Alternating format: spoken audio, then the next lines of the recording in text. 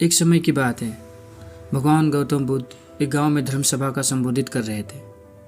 लोग अपनी विभिन्न परेशानियों को लेकर उनके पास जाते और उसका हल लेकर खुशी खुशी वहां से लौटते। उसी गांव के सड़क के किनारे एक गरीब व्यक्ति बैठा रहता था। महात्मा बुद्ध के उपदेश शिविर में आने जाने वाले लोगों को बड़े ध्यान से देखता।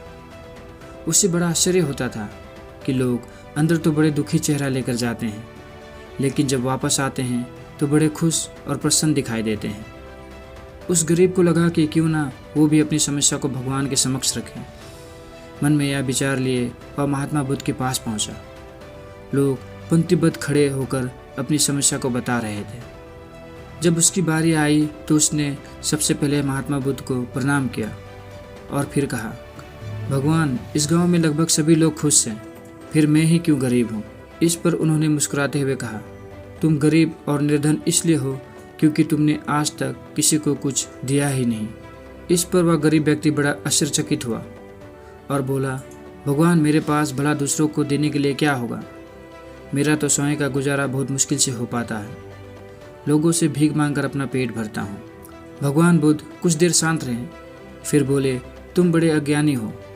औरों के साथ बांटने के लिए ईश्वर ने तुम्हें बहुत कुछ दिया है। मुस्कुराहट दी है जिससे तुम लोगों में आशा का संचार कर सकते हो। मुख दिया है ताकि लोगों से दो मीठे शब्द बोल सकते हो, उनकी प्रशंसा कर सकते हो। दो हाथ दिए हैं, लोगों की मदद कर सकते हो। ईश्वर ने जिसको ये तीन चीज़ दी है वह कभी गरीब और निर्धन हो नहीं सकता। निर्धनता का विचार आदमी के मन में होता है, या तो एक भ्रम है, इसे निकाल दो। कभी भी मन में निर्धनता का भाव उत्पन्न न होने दो, गरीबी अपने आप दूर हो जाएगी। भगवान बुद्ध का संदेश सुनकर उस आदमी का चेहरा चमक उठा और उसने इस उपदेश को अपने जीवन में उतारा, जिससे वह फिर कभी दुखी नहीं हुआ। धन्यवाद। यह वीडियो आपको कैसा लगा आप हमें कमेंट करके बताएं। वीडियो को लाइक और शेयर करें और हाँ, हमारे चैनल को भी सब्सक्राइब जरूर करें, क्योंकि ज्ञान बांटने से बढ़ता है।